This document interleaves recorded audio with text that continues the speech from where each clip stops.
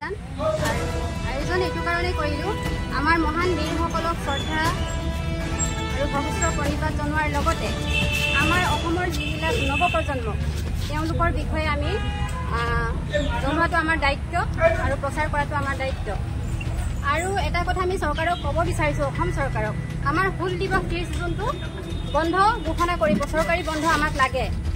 আমি সাঁওতালী জাতিৰ সাঁওতালী মহিলা হিচাপে আমাক লাগে। কিয় লাগে?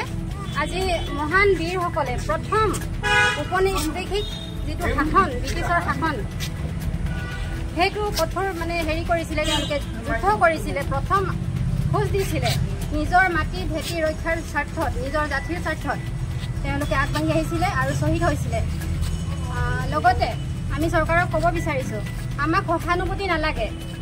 আমাক আজি ইংৰাজ গ'ল, কিন্তু শোষণ এতিয়াও আছে।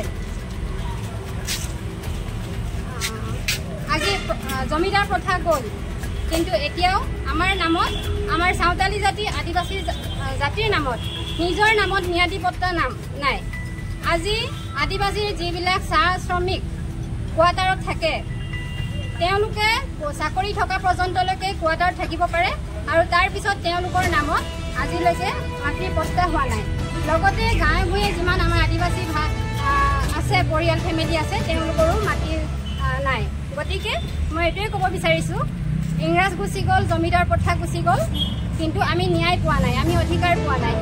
সেইকাৰণে আমি সংগ্ৰামী মহিলা হৈ, সাঁওতালী মহিলা হৈ, আদিবাসী সমাজৰ পৰা আমি এইটোৱে ক'ব বিচাৰিছোঁ, চৰকাৰক দাবী বিচাৰিছোঁ, আমাৰ অধিকাৰখিনি আমাক দিয়ক, আমাক মুক্তভাৱে স্বাধীনভাৱে জীয়াই থাকিবলৈ, আৰু বেলেগ জনগোষ্ঠীৰ দৰে আমাকো যাতে অধিকাৰখিনি দিয়ে, আমাৰ প্ৰাপ্যখিনি দিয়ে, সেইটোৱে আমি দাবী কৰিছোঁ।